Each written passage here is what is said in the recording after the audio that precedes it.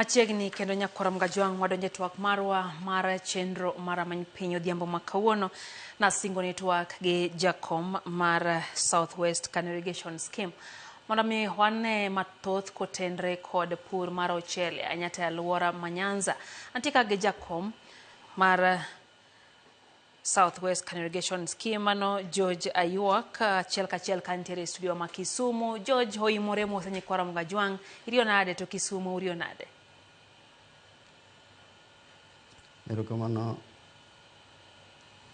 Erokamano Lydia. Ariyo maber, Kisumu riyo maber.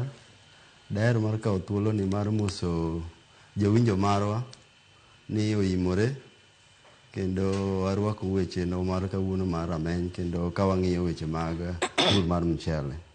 Erokamano. Erokamano ahinya warwaki in bende. Nyiswa kwachako ni to chal mar pur ochele chal nade George kirango nyaka sani? Udhi nade? Jopur dhi nade? To chenro mag pur dhi nade? Erokamano Lydia. Ok wasedhi maber ahinya e weche mag pur mchele aluora marwa mar Nyanza. E chien kanyo sirikal osebedo kodwa wewa chien ahinya. To gisani taneno ka sirikal koro obiro kodwa machiegni. Chenro mag pur mar mchele kosebedo maber ahinya kendo jopur kosebedo kadhi maber ahinya. Nitiere pur mar mchele en kodhi mipidho koda pi. Kendo odwaro pi e seche mang'eny e kit ngimane. Ma en kama ipidho en kama itiyo kama otimo pi lilo. Koro mondo pigni obed e puothe wadwaro mondo wabed gi structure ma kelo pi e puothe. Wanyalo luongo dholuo ni oula molos maber gi lony manyasani. To magi gimuolowa ka kendo aluora mar Nyanza pod ok osebedo maber. So omiyo magi ok osemiyo jopur osedhi e yo makare kendo kata king'iyo weche mag chiro, weche mag golo mchele e puothe kitero kuonde mitere ok osebedo makare. So omiyo magi gin chenro kata gik ma jopur oseneno e matek ahinya. To gima chiegni wasebedo gi chenro kwatudre gi sirikal e kidienje mopogore opogore kaka Lake Basin Development Authority osebedo machiegni kodwa kendo osebedo ka watudrego emomiyo koro bet waneno kwada bedo gi yot matin korka pur mar ochele. Erokamano ahinya George. Ng'ato nyalo penjore ni to iwacho ni sirikal sani osechako biro machiegni, nyiso ni chon ne beto tek moloyo kaka entie sani ni. Ere kaka itudo wach mar pur kata kit pur kata chenro mag pur gi weche mag siasa? Dipo ni chiegni mar sirikal kata oganda luo bedo mabor gi sirikal nyalo biro ni osebedo achiel kuom yorego mamiyo kata jopur bedo kod pek ka gidwaro chenro moko samoro nyaka chiw mana gi piny owacho. George. En adier makende Lydia ni weche mag siasa osehinyowa mwalowa koni kaka wan joluo kendo dongruok mang'eny ok wasebedo kwayudo sana weche mag pur. King'iyo kaka area mipure mchele kaka yo Central Kenya kocha ibiro ka scheme kaka Mwea olosne structures mabeyo. To wan kibiro korwa koni ok osebedo kolosnwa structures mabeyo. Gichiegni masani nyo waneno ka sirikal obiro machiegni kendo sirikal nigi chenro mag dongo skimbewa. Sana Lake Basin chien kacha nchioge gi pesa kata mag nyiewo godo mchele. To nyaka nche wabed kod gi machiegni mano wabedo gi meeting gi Departmental Committee mar ASAL mar East Africa Community kama Lake Basin lware.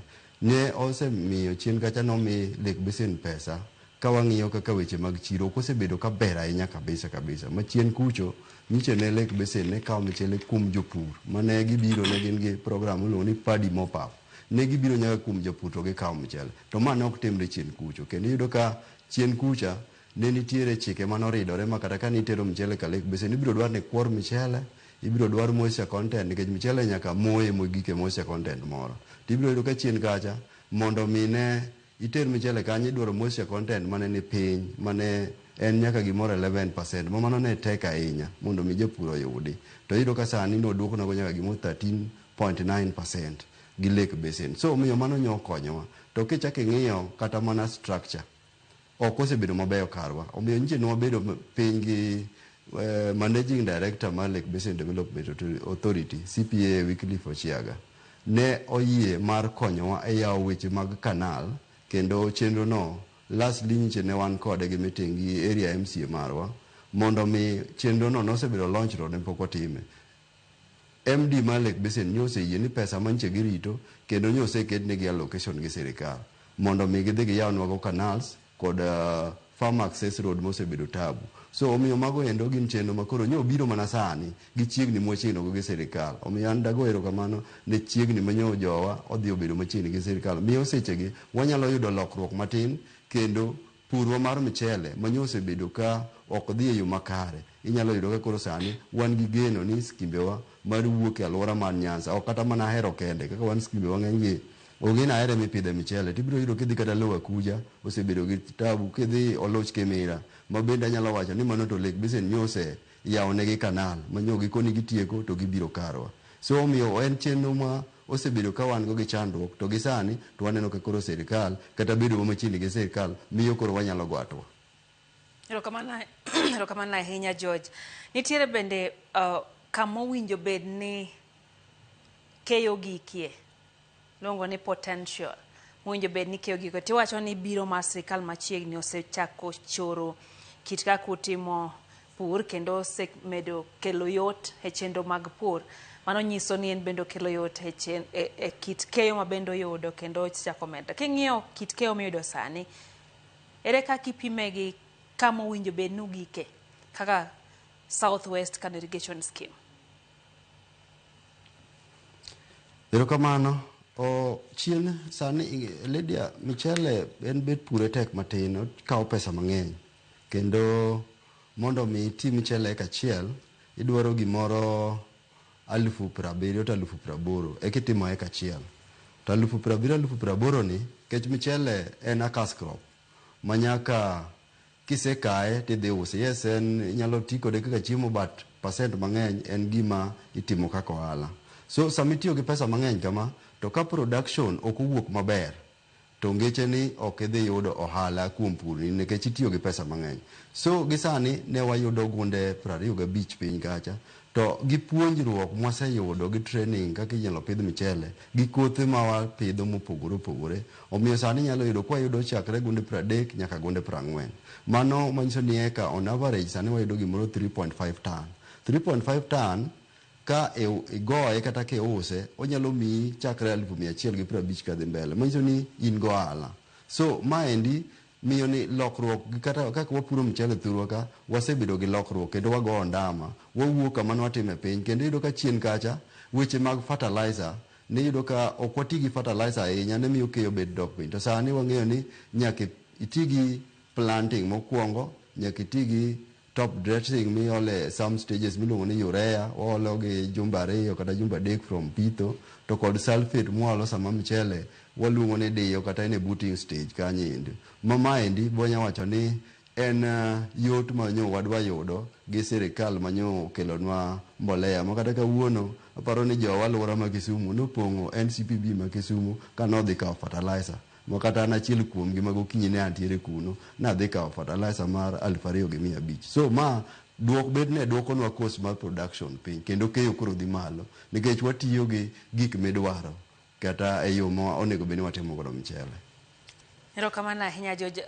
Chon ne wacho ni nitiere mchele okra ni chon kata sani mchende nyahero nyiswa ni to kit mchele mage mopidho Kano kanyo to gin kipimo gi gima bende pidho Mwea dipo ni gichalre koso pogruok nitie to ka nitie to nitiere kanye? Erokamano. Pogruok to onge ahinya. Pogruok michele wan gi kothe mopogore opogore. Wan gi basmati, wan gi IR, wan gi ita, wan gi komboko, wan gi BW kod kothe mamoko. Iyudo ka jo Mwea nohero pidho basmati to gi sani iyudo ka giduoge komboko ma wan bende wapidho to wan ng'enyne sana wapidho IR. IR ni en non-aromatic onge gi suya koro ok inyal winjo ka en gi suya mang'eny lakini en michele mamit kata kipime gi michende mamoko to en michele mamit. To sani komboko bende man gi suya bende wapidho. So michele mwapidho Kano ka onge pogruok gi michele mipidho Mwea. En ani iyudo ka kodhi kaka IR otimo maber sana e lopwa makoni kata keyo mare ni malo ki compare gi kothe mamoko. King'iyo eka achiel Kipidho ayar gi komboko, ibiro yudo ka komboko kotemo ahinya to nyalo dhi ne gunde 35, to IR nyalo dhi nyaka gunde 45 ma sani jowa yudo kaluwore gi kaka gipidho mchele e yo manyasani. So mchele manyahero mwapidho korwa koni en mchele mamit. En ani jowa mang'eny nong'iyo gi mchele madung' tik mamit cha. To mchele madung' tik mamit no bet yuto mare ni piny. Ok ogol gunde mang'eny ahinya. Gimoro kidhi kaka basmati. Basmati eka achiel ibiro yudo ka miyi kata mana gunde 20. Mano dhi mang'eny kabisa. To en ani en gi ratun, en gorowe. Morope cha bende kirito maber to chak miyi keyo mo. Emomiyo jomwea nohere. Lakini yuto mare to ni piny. Dho beche bende ni malo. Ma en kikaye to en ani en nitie sama en gi chiro. Ma en ober kipidhe ka intiere koda chiro. Tiyudo ka IR gi kothe mamoko gi tiyudo ka nigi chiro mang'eny nikech iyudo ka jo Lake Basin kawe to sana sana jo Uganda bende kawe karwa ka. Koro miyo wahero IR to IR no be kitede to en mchele mamit ok orach. Ma kata gipime gi mchende ma oko to en mchele mamit. Erokamano ahinya George. Inyalo wacho wach mar mchele mitedo to samoro mi suya moro. Mbaka osebedo ni tinde kitedo mchele to kinyal kata winjo kodung' kamoro. Maparo moko wuok ni dipo ni weche mag lony manyasani okikie gi GMO ni ema ketho such mchele. Lernwa kanyo maler George. Ok en kamano Lydia. Mchele kothe opogore mana kaka bando wan gi kothe mopogore kata mana kaka kothe mamoko. Mchele kothe wan gi mchele man gi soya. Ma wacho ni mchele man gi soya wan gi mchende kaka basmati en mchele man gi soya. Wan gi komboko en mchele man gi soya. Wantiere gi hita en mchele man gi soya. So magi gin kothe. Then wan gi moro ni pishori. Pishori ndo en ng'enyne owuok Tanzania kata owuok Pakistan. Gin mchende man gi soya. Then wan gi kothe kaka IR, wan gi BW, wantiere gi moro ni waluonge na tina ni N544, gin gi numbers moko kanyo. Gin gi unge gi sura. So kata kidhi moro nitiere ni waluonge ni Thapki kata Safaricom. Nobiro ndalo kipindi moro manukelo garamogi ni Thapki cha. Koro ji noluonge ni Thapki. Embe en gi soya. So ma wan gi kothe man gi soya to gi kothe maonge soya. Koro kothe man gi soya gi bechgi bet tek. Gimomiyo kinya yudo gi ahinya kata kiuso gi e kondara. Bechgi bet tek nikech production margi kidhi eka achiel to gunde ma giwuok kata keyo ma gigolo kata tonnage ma gigolo pa eka ni piny. Koro ma miyo jopur samoro luoro gi to gidwaro ni kama iyude no to dwaro ka en gi chiro midhi tere. Ma chiro no be chuli malo. To ka chiro no chuli malo kida use bei ma ng'ama opuro mchele kaka IR kata BW ma iuso rate achiel. Tibiro yudo ka in wang' to ng'at ma uso cha, ng'at machielo mopidho IR yudo ohala. So mae pogruok momiyo yudo ka samoro mchele man gi soya tek yudo to gintiere kendo wapidho gi kata sani kidhi e skimbe wa kaka Southwest kano kidhi alwora mar Nyang'ande sani yudo ka wan gi skimbe kaka Ondila nyaka Lewa gi Miriu gin opidho komboko go mang'eny kabisa. Koro en ani bei ema samoro miyo kinya yudo gi locally ka. But mchele man gi soya nitie to ok ni mchende wa gi GMO. Mchele wa gin purely mchele mopidh e puodho kendo ka e puodho. Erokamano ahinya George. Bende mbaka osebedo hewi mchele kata chiemo migolo ikele pinje maoko. Achiel kuom mise ma bende thoth sirikende thoro bedo godo ma gisingo ne oganda en neno ni pur chiemo moro e pacho ka mondo mi jopur oyud ber mar pur margi, one ber mar pur e pacho kae. Ere pachi ewi chiemo migolo e pinje maoko ahinya to chele ma ya Pakistan gi Tanzania. Wacho ni pishori ya Pakistan gi Tanzania. In kaka japur kata jakom mar jopur. Ere kaka iwinjo ewi mochele ma ya oko to une jopur kadipo ni pok uikere ang'eny munyalo puro marom chiemo e pacho kae. Erokamano Lydia. Aparo ni kendo ikelo penjo makare. Mae gima osenyowa kaka jopur mar mchele ma oko. Miyo bei mar mchele osedok piny. Kata sama wuoyi ni bech mchele ni piny kabisa. Ma kane onge Lake Basin taparo ni dikoro wauso mchele kata mana kilo achiel kuom siling 30 kata gunia achiel kuom siling 3,000 nono. To ne ma biro mana nikech omo mchele ma oko. Lydia nyawacho ni thurwa ka wan gi potential kendo wanyalo bridge the gap mantiere kind demand mar mchele. Deficit mosebed kiwacho ni Kenya nigo. Wantiere sana kibiro mwalo wa Nyanza ka Lydia. Wantiere ga oche mang'eny. kendo aoche gi wanyalo tiyogo mondo wapur godo mchele, kendo wan gi lowo maduong' kabisa moringo kuonde mamoko. Nyanza wan kae kama ni maber momiyo ne owacho ni sirikal ka mosewewa chien mosemiyo wasebedo gi chandruok. Omiyo mchele mawuok oko osehinyowa kaka wan jopur, kendo osehinyo jopur mang'eny mag mchele. Miyo bet mchele dok piny, iyudo ni tiyo gi pesa mang'eny kuom golo mchele. Nawacho ni eka achiel nitie areas minyalo tiyo nyaka 100,000 kuom eka achiel mondo igol eka achiel. Tibiro yudo ni mchele ni osechiek to japur dhi use bei mapiny nikech mchele mowuok oko cha koro flood market. Ibiro yudo kaka koro sani mchele wuok Tanzania mang'eny kabisa. Nikech jo Tanzania ng'eny gi tiyo gi koth.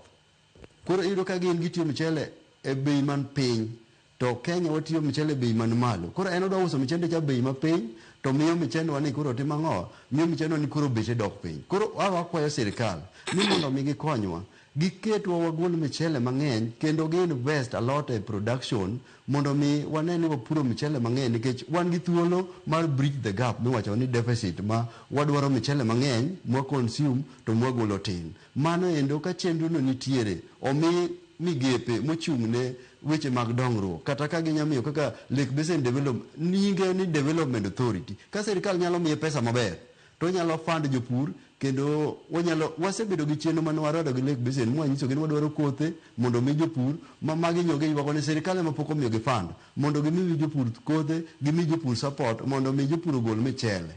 Ma endi ginyalo timo nikech gikava counties wate mantiere Kaluka, gikava Western Kenya. Mwiso ni county wate mantiere Kaluka nyalo puro mchele maber ka giyudo support maber kowuok kuom Lake Basin Development Authority. To mana ka sirikal omiyo gi pesa, to bende sirikal ostop mchele mawuok oko cha. Nikech mchele mawuok oko no en mchele ma hinyowa kabisa kabisa. Omiyo mchele doknwa piny, kendo kata kwa puro mchele to onge ohala ma japur yudo. So japur tiyo gi pesa mang'eny, at the end of the day onge pesa ma japur yudo. So anyalo wacho ni kan confidence ni mchele wanyalo golo kendo wanyalo pidho Kenya mangima.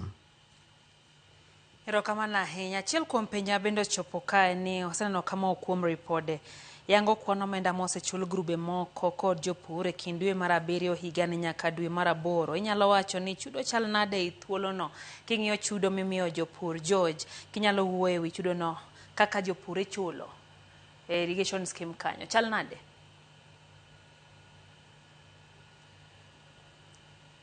Chudo chien kucho kosebedo maber ahinya diere ka kaluwore gi pesa manyo onge, lakini gi sani to chudo nyo aneno kosechako dhi mbele kendo jopur koro yudo chudo gi. Omiyo mano endo anyalo goyo erokamano ne sirikal. Erokamano ahinya. Bende achiel kuom penjo mane antiere gen kotenre gi lokruok chal kor lwasi ne chako kai wacho ni ochele ipure kod pi kendo dwaro pi mathoth, to aseneno ka samoro chieng' rieny asasa. Ang'eyo ni untiere but nam kendo yot mondo mi bende masinde kel pi ma nyalo samoro ti godo, to king'iyo lokruok chako lwasi kata climate change osekelo lokruoge mag pur mar ochele, king'iyo kaka jakom? Erokamano, lokruok e kor lwasi osekelonwa chandruok kabisa e wach mar pur mar mchele. Ibiro yudo ka chien kucha ne ok wan gi tuoche mang'eny mane go mchele, kendo sani nyalo yudo ka tuoche mang'eny go mchele kaluwore gi lokruok e kor lwasi. Kendo wan thurwa ka ne waonge gi weather minyalo yudo ni koro diere gi ok wanyal puro mchele nikech weather rach, tuoche koro biro bedo. Mano ne waonge godo chien kucho. Mar ariyo, wan gi pi, wagolo pi wa e aora mar Nyando, kendo wan gi pi ma watimo gi gravity oringo, to wan gi canals ma kelonwa pi e puothe. Wang' kanande gi ndalo ma koth ochwe sana sana Nyando ka koth ogo malo nande, ibiro yudo ka obiro gi waluongo ni alluvial soils, waluongo ni gine, obiro gi lope moting'o mang'eny. Lope moting'o gi ibiro yudo ka koro gibiro to oketo gi e wang' kanal, koro gidino wang' kanal. To kendo yudo ka wantiere gi kuonde mwalose gik mwageng'o godo pi e wang' kanande gi, waluongo gi ni weirs. So gigi endi sama koth obiro gi teko mang'eny gi pi mang'eny to muko gi. Kata sama wawueni wan gi tabu kaka Southwest Kano Irrigation System, koth manyo ochwe chien kacha mang'eny nomuko intake marwa kama wagolo go pi e Ahero ka wagolo pi e tiende kanyo River Nyando. Nyo muko kanyo kabisa, kendo en chandruok ma wan go manyo waseketo kwaye county waseketo kwaye national government kata national irrigation authority kata gokinyi sani ne an gi manager mar NIA kane waketo ne the same kwayo man waketo nyaka gi Lake Basin Development Authority. So migawo mag sirikal gite nyi waseketo ne gi kwayo marwa mondo mi okonywa e loso intake nikech ka endi nyo kotho biro gi pi mang'eny momuko maka kodhi ni chako duogo elino milando ni taparo ni mar puro mchele nyalo gore Lwanda nikech kobiro to koro dhi muke nikech no weye koliero kabisa. So lokruok e kor lwasi osebedo nwa gi chando kendo ka sama pi ng'eny to biro moyim chende te puothe kaka nitie diere manobiro ma wan gi puothe moko mawuok kamoro nong'eche noyudo ka michele gi rito kendo osechiek koth nochuma pi nobiro pi moro mane pong' ka no saidi mapok nwaneno nyaka sani maka ne riyo ga long lela kata yudo ka noimo kamoro amora nobiro moimo michele te ma michele mochiegni ng'adi modong' gi wiki achiel tikayo michele go te pi onindo go e lo te ma jopur noa nono. So lokruok e kor lwasi osebedo gi chandruok kendo osemiyo jopur sida sana sana wan jok mawuok e tie nam newach koth kochwe nyando to wan emochomo watir. So mosebedo nwa gi chandruok to mano bende anyalo wacho ni anyalo goyo kamano Lake Basin Development Authority nyocha giloso dike moro e tie nyando kadhi nam. So dike ni nyo konyowa omiyo nyo skimbewa moko kako Genya ma jabedo gi chandruok nyo ko chandore ahinya komiyo ne akwayogi ni ka ginyalo tieko dike no to biro konyowa. So omiyo chenro magin go nyose oduoko nwa chandruok mar piny matin. Erokamano ahinya George. Nyiswa ni to chiro chal nade to chiro mar ochele ma upuro kano en kanye dipo ni ntiere ma utero pinje maoko kusen mana pacho ka kende? Erokamano Lydia, wach mar chiro osebedo chandruok kabisa kendo en anya wacho ni samora mora medwa yawo kata ohala to nyaka ing'e ni kamidwa yawo gimidwa uso ni ben chiche nitie. Mchele en gimwa timo kaka ohala to gimosebedo gi chandruok maduong' en chiro. Chiro mosebedo go sana sana Western Kenya ka en chiro ma Uganda. To chiro ma Uganda ni en chiro ma ja Uganda biro sama odware michele. Sama onge gi michele, sama en gi michele to kubi. So kubiro bobiro gi beche. Koro kaka sama ong'weni iwacho ni gionge to ok ni gionge gintie gikawo michele yo Tanzania nikech michele ma Tanzania wuok gi bei mayot gi seche mowueni. Koro mae gima omiyo nwabedo piny gi Lake Basin Development Authority mondo wamanya stable market ne farmers. So mae discussion mosebedo go kendo anyalo goyo kamano ne managing director mar Lake Basin Development Authority. Nwabedo kode piny gi meeting ma bene manoluongowa ok nwasik kata kode meeting ma en manoluongowa ni oseno ka chandruok nitiere mar gi jopur wadwaro ni mondo mi wamany kaka wabedo gi stable market. Omiyo chien kucha ne en gi chandro moro iluongo ni Paddy Mopap ne ogolo lori mar Lake Basin Development mane kawo michele puodho kendo jopunde miyo gi michele. Kore ka manyo ok gibedo gi pesa manyo sirikal poko miyo gi pesa manyo wabedo gi ng'ikni manyo jopur obedo gi sandruok but gi sani nyocho wabedo kode piny yo mokalo mokoni giseyudo pesa kendo gidhi dok e chenro gi mar Paddy Mopap ka mchele kuom jopur mondo kik jopur dhi asara. Jopur nyo uso mchele e bei mapiny kabisa kendo yudo ka kilo nyo dok nyaka Sh40 gabich kuom kilo achiel to kilo nosedhi nyaka Sh60.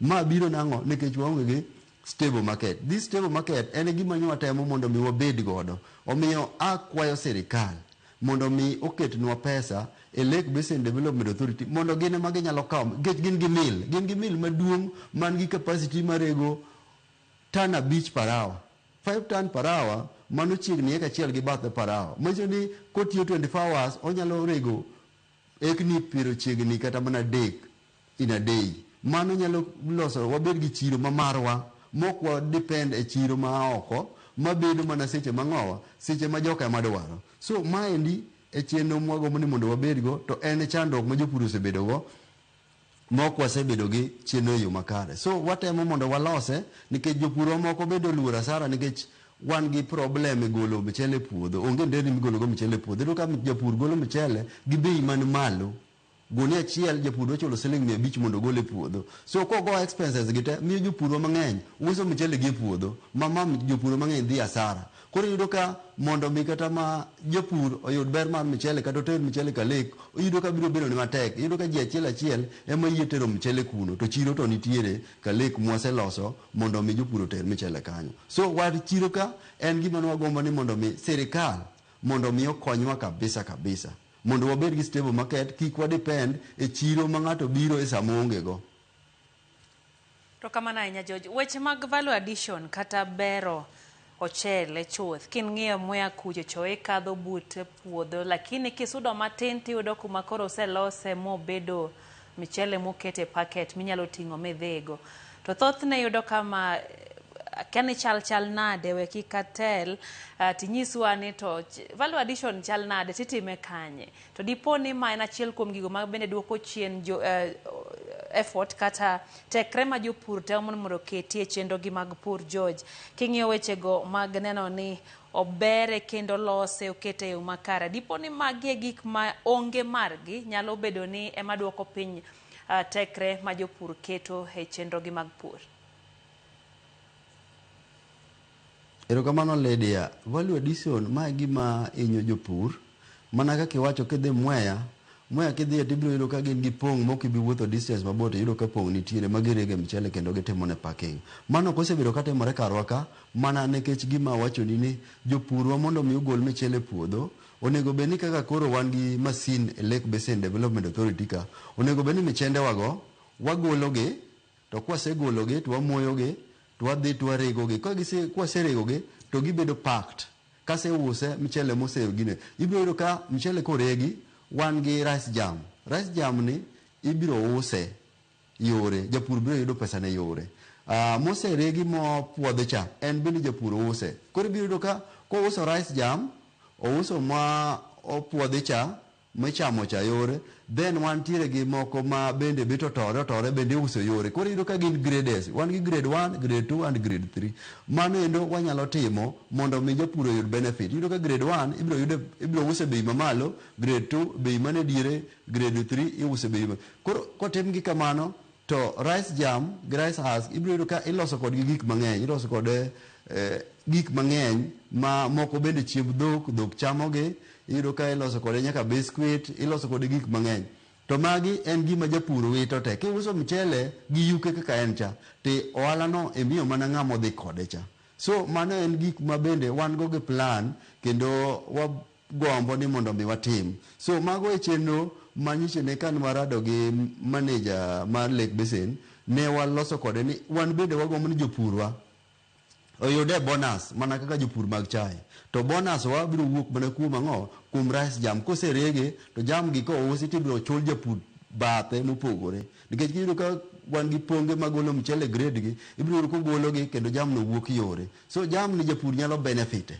Ibiro yudo ka japur yudo ohala mare. So value addition wanyalo timo to mana ka wabedo wamakore kamoro achiel kaka jopur, to gima bende pod hinyowa mwalowa ka ni pod onge gi cooperative motegno. Magi gini wanyalo timo mana ka wan gi cooperative motegno to alliance with the government institution kaka Lake Basin, to nikech gine ma gin gi pong'. Onge government institution man gi pong' e Western Kenya kopogore gi Lake Basin Development Authority. En gi pong' maduong' man gi capacity mar packing. Iyudo ka sani Lake Basin rego mchele ma pack kendo giketo ni Lake Basin rice. Ting'eni gino gi pur. Ma ing'eni onego beni jopur mane keto margi ni Southwest Kano Irrigation rice. To mana ka wan mwadhi watimo ang'o, wasebedo kodgi piny mwachopo kanyo. So magi gin chenro manyo loso kodgi mondo mi wachop kamoro ma wan bende michende wanyalo bedo packed kendo ndike nyingwa. Kata kaka Nyaero kamano ma kata ki kalendara Ahero kanyo, kata kalo mana Rabuor Korowe tibiro yudo ka wabiro mi michele mobedo packed mondik ni Southwest Kano Irrigation kata Ahero kata West Kano, nikech wan gi skime mang'eny alwora mar Ahero ka ma moro ka moro golo michele kendo gin kaka gi manage their scheme. So magi biro konyowa. Omiyo value addition to pok ni wachopo kanyo, to en gima kwa chopo to jopur dhi neno ber mar michele. Rokamana ahinya George, iwacho wach mar cooperatives kata riwruok. mag Sagago ma bende ginyalo bedo kata kaka jopur. Kuom thuolo gi duto te mang'eyo ni pur mar ochele osebedo kadhi mbele, Nyawo osebedo kanye e loso riwruok motegno manyalo konyo jopur? George. Erokamano, Nyawo osebedo kaluwore gi riwruogewa mwasebedo godo e kor gwengewa ka. Kibiro thurwa kaendi ok wasebedo kata mana gi society mora mora motegno, kata sako mora mora motegno, cooperative mora mora motegno, kata group mora mora motegno. Nang'o? Nikech telo mwasebedo go ok osebedo mabeyo kendo ok osemiyo wagatwa. Lydia, kik wawuondre ni dang' wacha jowa ahinya. To an asebedo nyaka nyabede telo, kasebedo ka interact gi jok mowuok kuonde mopogore opogore. Kata jakoma Mwea is a friend of mine, wantiere kodgi en Irrigation Farmers Association. So jogi osebedo ka benefit a lot from government. Iyudo kuloso riwruogu to yudo support from the government. So pok wabedo kwa yudo support. So sometimes wanyalo chajowa to nikech ok wasebedo machiegni gi sirikal. Ma bende dwa bede ni omiwa pesa moro mondo walos godo grube wagi, mondo mi grube wagi otegno. Samoro wanyalo chako gi kendwa to nikech rem mar lwedo ok wanyal chopo kanyo. Cooperative mondo ubed motegno, chuno ni nyaka ubed ni ukawo pesa moro uketo kanyo to yudo boost moro kata from the government. Mae mabiro miyo uyudo kata kaka uchako miyo jou pesa. Kaka koro sani fertilizer manyo obiro, manyo ogol mar 2,500 ni. Inyalo yudo ka japur moro sani gino biro koonge gi pesa. To kane wan gi cooperative motegno ma kata wasebedo kwa dongo ma serikal oseketonwa pesa, iyudo kwa dhi kanyo kaka cooperative to wakawo kata gunde moromowa mwadhi tiyo godo. Kaka Southwest kendo wan gi puothe mang'eny, eka 5,000. Eka 5,000 gi to eka ka eka ibiro dwa ni iolne gunde 3. To gunde 3 gi ok inyal afford gi samoro kaka sani samoro piny tek, nyithindo ne dhi sikul, ng'ato japur osetiyo gi pesa. To within the cooperative wadhi to wakawe wang' achiel, wabiro miyo japur kaka loan to obiro duoke chiemo keyo, to michene no bwakawo to wadhi wauso to wang'ado pesa wacha. So ok wasebedo motegno karuwa gi leadership, to kata wan wawegi bende seche moko wanyalo charo nikech ok wasebedo kwa manage our institution ourselves maber. Oyudo koketa kaka koro keta jakoma Southwest Kenya Irrigation Scheme, to pesa mwachoko madi kony japur mondo mwayaw nego kaka wanochoko pesa moro ni O&M, liyaw godo wang' kanende mondo pi odhine go jopur e puodho. Ibiro ka an wabiro mess up gi pesa ni, tawe ka jopur hinyore, michende gi koro tho, to gichako ywak. So mano wan bende ok wasebedo kwa manage our institution maber. So wadwaro mondo mi wayud puonjruok mang'eny, mondo mi wang'e ber mar gigi. To bende ok inyalo romo gi sirikal kiyok ibedo gi organization moro amora. Ka in gi organization maber, eka inyalo romo gi sirikal, be ka pesa sirikal nyalo donjo e organization maruno. So wan wawegi kuonde moko bende ok wasetimo maber ahinya, as much as ni sirikal bende ok osebedo on our side. Erokamano ahinya George. King'iyo aduoki chien matin kamano wago mbaka kuom ochele migolo ikelo Kenya kae kigolo e pinje maoko. King'iyo competition kata piem mane kindu kodgi, dipo ni giloyo ochele ma Kenya gi quality koso nengo gi ema ni piny? To bende kidwoko mano, gin chike mage mowinjo bed ni keto manyalo rito kela arita makare ne jopur mag ochele mondo bende kik gidhi asara ahinya e kinde bende gitemo mondo gipiem gi mago migolo e pinje maoko? Gin chike mage manyalo neno ni gin bende oritgi kendo kata gipuro to gin gi geno ni kiny ne giyud gimoro koya kuom nweng'o margi? Erokamano Lydia. Michele mwapuro karwa ka nigi quality maber moingo michele maoko. Ok inyal pimo michele maoko, inyalo yudo ka diere moko ne ji wacho ni gin nyaka ma plastic. En michele ma both onge ndhadho. En ani jo ohero ni bet gi kere, to magwa gi to marwa ni bende king'ama ong'e tede to michele kere te. To michele mawuok oko, michende wa nigi quality moingo. Mokwongo wapuro basmati thurwa ka. Basmati ok inyal pimo gi michele moro amora ma oko. Michele en michele ma high quality. En michele ma kata ka nitie ndalo mane kilo achiel michele ma pok obedo milled mar basmati ne uso 85 shillings kuom kilo achiel. So ok inyal compare gi michele ma oko. To kata kibire komboko, kata kibire IR no, ingawa ni en non aromatic, to kichame to en michele ma mile dhogi. Koketi ni michele mwapuro ka gi michele moa oko, ibiro yudo ka michende wage nigi quality kendo nigi ndhadho mamit ma ok inyal pimo gi michele moa oko ka. Koro ok inyal wacho ni magwa gi nigi low quality, to gima timore momiyo maka kande inyalo yudo ka jowa ka moa oko ka inyalo yudo ka giting'o michele gikele gi bei mapiny. Sama osekele gi bei mapiny to wan ne cost of production mara ni malo, nyaka mara ni koro ause bei man malo. Koro mae chandruok mwasebedo kwaneno ni cost of production bet ni malo, miyo mondo miwa gol michele kata wause bei monego bed ni wause ok wanyalo use. So anda kwa sirikal ni mondo ketnwa chike kata standard rate moro ni mana sama waonge gi michele ikinyalo kele tikele matin moromore to biro e price maromore gi marwa. To ka sirikal ok oketo chikegi manyalo control importation of michele to pod japur biro hinyore. Nikech japur kosepuro otiyo gi pesa mang'eny to pesa ne ni ok odhi duoko. Ka koro sani manyo bech michele ni piny, onge kaka japur dhi yudo ohala kuom michele monyotiyoni. So eka chiel ibiro yudo nitiyo gi pesa mang'eny tidhi yudo pesa mathisne moingo pesa manitiego. Nikech michele ok wadwa ni jowa tim michele as a way of life. Wadwa ni jowa tim michele as a business. Ma en gima ing'eni ang'o madwaro katimo eka chiel, ang'o madhi yudo, market in go ready. Ok ni iwuok kanyo tikia ni michele ni adhi use kanyi. Idhi puro michele ka already oseng'eni michenda adhi uso tadhi use kilo makama. I expect ni eka nachiel ni nya agole 3.5 ton, this time round agole 4 ton. 4 ton ka yudo ang'eni katiyo gi 80,000 to 4 ton ka uso gi bei mar 50 kadhi mbele kata 55, maiso nadhi yudo gimoro over 200,000, maiso nadhi loso pesa maber. So magi endi gin gik ma wagombo ni mondo sirikal oket chike magayo omo michele oko. To mana kaka nawacho ni sama nwachako, wan gi thuolo kendo wan gi capacity kendo wan gi potential, wanyalo bridge the gap, wanyalo golo michele mang'eny ma pidho thurwa kate moloyo jo depende michele ma oko. So an daher kwayo sirikal ni gikaw pesa mondo gi invest e sector mar agriculture to kendo mana e michele ka. E michele ka gik maka gitimonwa to keyowa kata bech tich wadhi malo, bech tich wadhi dok piny en infrastructure. Kolos ni yore monyalo golo go michele puodho biro miyo mano kendo seduoko kama ne japur onego gole michele gi siling 500 odhi golo michele gi siling 100 kuom eka.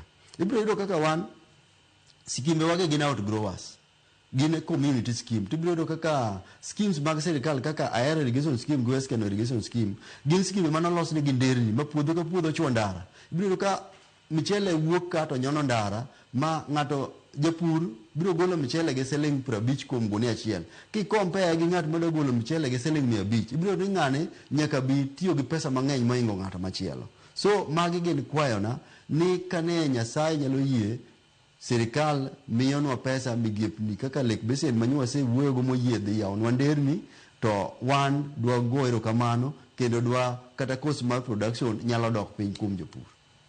Erokamano ahinya George. Sani wacho ni koth mapek mar El Nino ochiegni gore e pacho kae kendo kaka jopur duher nang'o mowinjo tim, urgent need mane mantiere midier ni inyal tim mano ni kodhni kata kobiro mapek to ok nyal kelo midhiero ne sekta no mar pur mar ochele.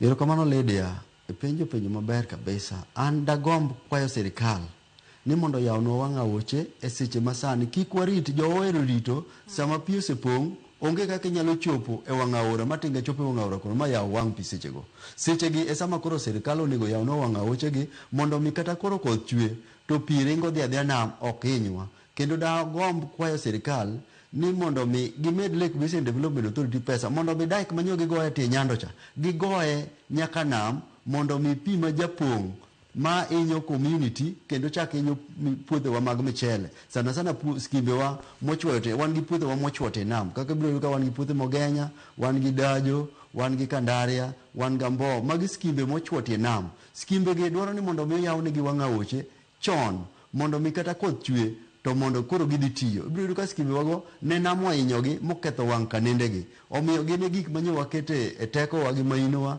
mondo mi Lake Basin okonywa oyawnwagi. So anda kwa sirikal ni mondo mi sechegi kapok kodhno chwe giwe lando El Nino tilande to gimitimo onge preparedness mitimo then inyisowa ni mondo wadhi kuonde man gi malo. Kuonde man gi malo go onge. Gima duong' minyalo tim karwa ka wan jokano. Lydia nonyuola Kano kendo asedong Kano. Pi wani en pi ma bende ok oring matek, pok nonego ng'ato. To inyalo chike, en pi michiko mok dar ji bende ok onyal ketho puothewa mag michele. So omiyo sama biro dhi El Nino ta agombo ni mondo mi yud ka sirikal oseyawnwa aoche nyaka nam ma ka koth chwe to pi kopong' to pigo dhi adhiya nam ok inwa mchele nikech karwa kaka koth ochwe to kolewo kata ndalo ariyo to iyudo ka puothego pigego osefuong'ore modhi ei nam te onge pi moro amora makoro hinyo mchele kendo omiyo ne wadwa ni mondo mi water jowa season chon mondo mi sama kodhno chwe yudo ka jowa osepidho mchele kendo mchele go osemoko pi koro ok kethgi.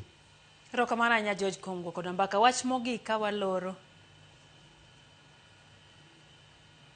Wach ni mogik George. Erokamano Lydia. Wachna mogik dago erokamano ne Lake Basin Development Authority kuom yie mar tiyo kodwa mondo migi kawnwa michele kuom jopur manyochandore.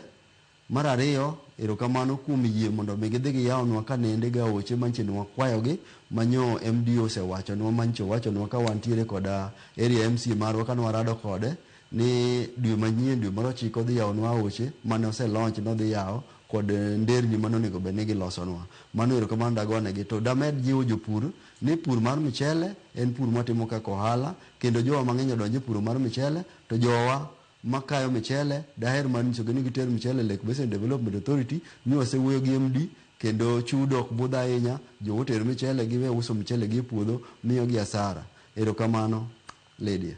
Wan be wagoni erokamano kuom loso thuologo kodwa mbaka wakwayo hawi makare kod bende genowa ni sirikal biro chwalo kony ma bende dwaro kaka jopur mondo mi un bende ubed kod piem makare ubed e ong'ala manyime seche ma bende okel moya Pakistan to un bende uyudru mbele. George, erokamano ahinya. Mane twak moro nyakor mga jwang' mar rameny piny watike gi kanyo warom kendo saa 3 mar otieno e chenro mar Oyimore. Oritu masani nyinga Lydia Okeyo.